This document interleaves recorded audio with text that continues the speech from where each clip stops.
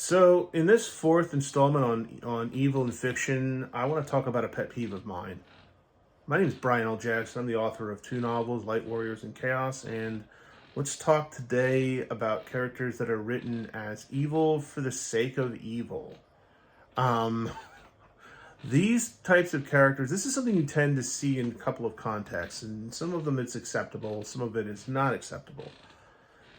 The obvious example of evil for its own sake is the classic trope of the Saturday morning cartoon villain. Like Skeletor is a good example of this, where he's really not okay. The character has some pretensions to wanting to take over control of Eternia, and the usual conquer the world villain. But he also does things for no other reason than just because it's evil. Um, Now, in the context of a children's cartoon, I think that evil for its own sake is acceptable given the audience. Child isn't going to appreciate or understand more complex motives than this guy's a bad guy and does bad things. So for that reason, I think it's acceptable. Although even still, those types of characters can be given other motives besides simply I'm going to commit evil just because.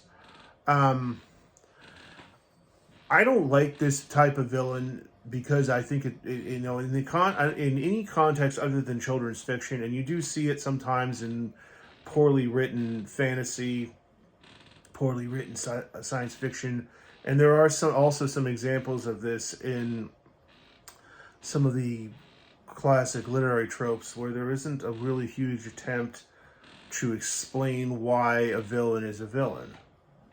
I just find this particular type of villain annoying. If you're going to write an evil character, and obviously this is fertile ground, and there's a lot of examples throughout fiction and classic literature of characters that are evil. I personally feel like this is one of those things where it takes some time and actually develop the villain if you're not trying to write for children. I mean, there are plenty of good motives for why villains do what they want, do what they do. I mean, we've talked about a couple of them. Besides that, you have criminals. They do criminal shit because of either some kind of personal problems, or because of ends justify the means thinking, or because this is what they were brought up in, or any number of other reasons why criminals are criminals. You have greedy characters, that are motivated by a desire for money. You have megalomaniac characters motivated by a desire for power. You have characters that maybe they have a savior complex, and they lean into the ends justify the means viewpoint, or they're just like completely cuckoo and really believe that they are God, or they're God's spokesperson on Earth. Maybe you have a character who, a sexual sadist, or somebody who is motivated by really, you can come up with any variety of reasons. I mean, hell, there are video game villains with more interesting motives than simply evil for the sake of evil. I mean, Kefka from Final Fantasy VI was a good example. You're talking about a character that was both a nihilist and probably quite mentally damaged because of being experimented on. You had Golbez, who was basically the tool in Final Fantasy IV, who was a tool of Zeromus. And Zeromus basically was I guess in a sense you could say his motive was racism. He believed his people were superior to the inhabitants of that universe's Earth, and believed it was his people's right to take take the Earth from the humans. And he hated humanity and was motivated by hatred and revenge, and that's what drove him to do what he did. I mean, and these are old games. I mean, you're talking about games that came out in the 90s. We're 30 years into the future, and they're still, took the time to actually develop a villain with an interesting reason why they do what they do. A really good example some really good examples of interesting villains would be some of Stephen King's villains, such as like Randall Flagg is a really interesting villain.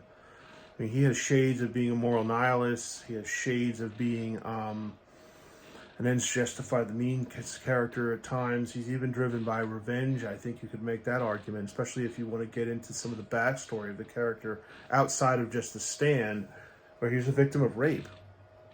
And that had to have made him hate the world around him. So some of his reasons for stirring chaos may well be related to wanting to lash out at the world because the world had hurt him at a formative age.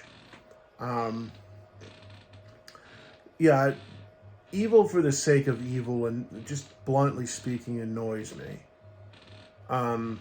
It's usually, outside of the context of children's cartoons and children's fiction, it's a mark of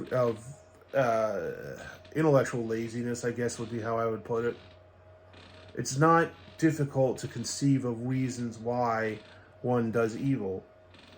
For one thing, I think most of us, at one point or another, not that most of you would probably act on it, but have had the instinct to do something really shitty to somebody because they pissed you off, because they were disrespectful, because you don't like, you may disapprove of their lifestyle, you may disapprove of their politics.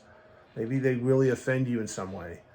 You know, we all had those thoughts. Now, most of us don't act on them, but we've all had those thoughts. So it's not hard to conceive of realistic motives for why villains are villains.